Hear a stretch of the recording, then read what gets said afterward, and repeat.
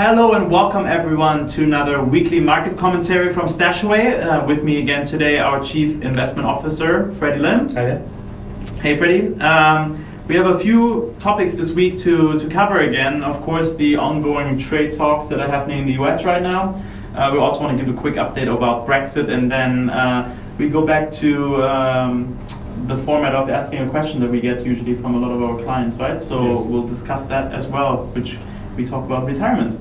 But before we do that, a couple of events that we have coming up. On the 13th of October, quite exciting, it's a Sunday, we're going to do a pre-brunch, so before you head off and enjoy your Sunday brunch, come and join us, and we're going to talk about investing basics. You can find out all the information for that by clicking the link that should be in the picture right now, or you can also go to StashAway.sg/academy, and you can find the event there to sign up, as well as on our Eventbrite and Facebook page. For Malaysia, we have an event next Wednesday, that's the 16th of October. We're going to talk about our global reoptimization that we've done a month ago. I think you will be there as well, right? Yeah, for that event. So yes, Freddy will be in Malaysia as well. If you want to see him and ask him any questions about that, that is on the 16th of October. So again, you can sign up via the link, or you can go to stashaway.my/academy and find out more there. With that being said, and with that covered, Freddy, let's dive right into the global events this week, right? We have a Chinese delegation all the way to the Vice Premier, right? In the US right now for talks. Well, yet another trade talk. Yeah. Before the talk, there's a lot of talks already going on. Okay, so there's this dynamics between the US and China right now. And the Chinese believe that Trump is now suffering from a weaker hand because there's this impeachment inquiry. Yeah. And two, there's more and more people blaming Trump's reckless policies for creating a slowdown in the economy. So that's sort of a perception versus reality, we don't know, but there's this perception out there. So this too is not working very well for Trump from the way the Chinese looks at it. So in response, we already seen Vice Premier Liu He saying to delegates that China don't want a broad trade pact with the US, that we wanted something more specific, something smaller. But Trump obviously wanted a big reform, big state sponsorship to go away, So there's a huge divide right now, and into the trade talk, we're going to see a lot of gambits, gamesmanship, scaring each other, sort of rhetorics. It's been happening. Yeah, it's going to be interesting to see if he does agree to a small something, so that at least he has something to show for, because I think people in the US even are getting probably quite annoyed or fed up with every trade talk that nothing comes out of it so far, right? It's always been trade talks, nothing happens, right? That's one way to view it, but I personally differ, because Trump's always been going for big trade deals. If you end up with a pickle, it's going to be a problem too. Somebody will pick on it. So I think it's pretty much boxed in. Yeah. It's not going to go well. So in reality, nobody knows whether he will cave in and go for a pickle, or he's going to insist on the big thing. On the big thing. Big deal. Yeah. We really have no idea. That's the truth. No, it's very true. So let's see what we come up with next week when we talk here. I don't think Trump has an idea either. It's going to be a last moment thing. I don't think he has an idea at all. But let's move on to the next situation that is unsolvable. Yeah. Brexit. Oh, may not happen? That's a good question as well. Well, Boris Johnson's been hardening his stance, and it's been like a mini Trump going around barking. So what's been happening is he had a phone call with Angela Merkel, and after the call he blamed Merkel for making it impossible to have a trade deal. Nobody knows what exactly has been discussed. I think he's talking to the Irish people now. Today, yeah. No idea what good is going to come out of that, right? The Irish border issue, there has never been any real solutions proposed. Yeah. So I think Johnson is really for a hard no-deal Brexit, although the law is banning him from doing so, but he's just going to push it. Yeah. It seems the case right now.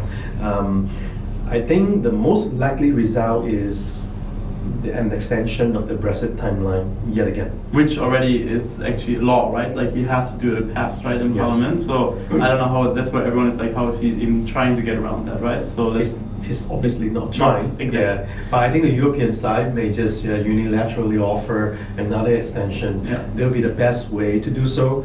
And to be honest, from a game theory perspective, the more you extend the timeline, the less willpower the Britain would have to leave for real. And in the end, after 4 years of hot air and damages with the referendum, the last one, Brexit may not happen again. So, no, I know. Like you said, there's a lot of hot air going on, right? So that's wrapped up pretty much all the economic stuff that's going on, right? We'll continue monitoring this and keeping you abreast of those information.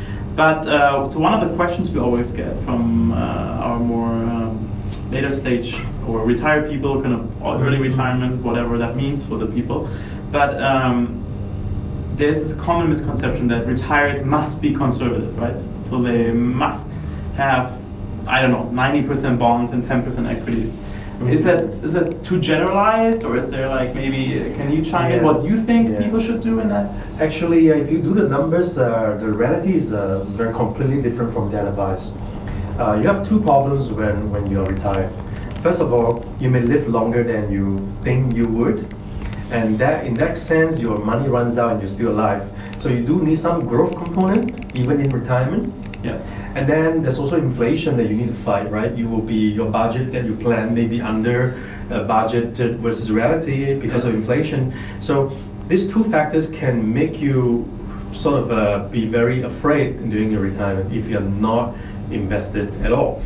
So, and also if you look at the retirees' cash flow is very different from a younger person. They have accumulated more savings than others. So even if I, for example, here say that a retiree can have 3 years of their living expenses in cash, it sounds like a lot for a younger person. But if you think about someone with a lot of lifetime savings, 3 years of their lives in cash just to live by in retirement and invest the remaining, that number is actually probably 5%, 10%, or 15% of their net worth. They actually still need to invest the majority of their savings. In this case, in my example, it ranges from 95 to 85% of the remaining savings. They need to invest it. And when they invest this portion, it should be balanced with income generating portfolio, and a part of it, some growth, so that you overcome cash flow needs and also you overcome inflation. So we need a strategy for investing still. It's all about financial planning. Right. Even in retirement, you need to plan and you need to invest. That's, I think, the common misconception that everyone thinks at the start of retirement everything ends almost, right? Like in terms of investing, but it's just you just need to make sure right? you have the cash flow you need for a long enough time. And the 3-year thing, people may ask why. For example, personally, I would recommend 3 years for this particular situation, right, for retirees. It's because you have less earning power than before. You're not a salary worker who need less, right, 6 to 12 months. But retiree may need a bit more buffer. Also, a lot of the bear market that we studied, other than the Great Depression, the longest one we've seen, they all range around 18 months to 3 years. So you got to make sure you do not need to unwind your investment portfolio when the market is down, and you continue to live on your retired savings for enough time that you have time to recover and do well. So the 3-year cash flow for a person who saved up for 40 years, that's not a lot of money for them, in percentage-wise. You still need to invest the majority of it. No, I think that wraps it up pretty good. Thanks, Freddy. Again, thank you all very much for listening today.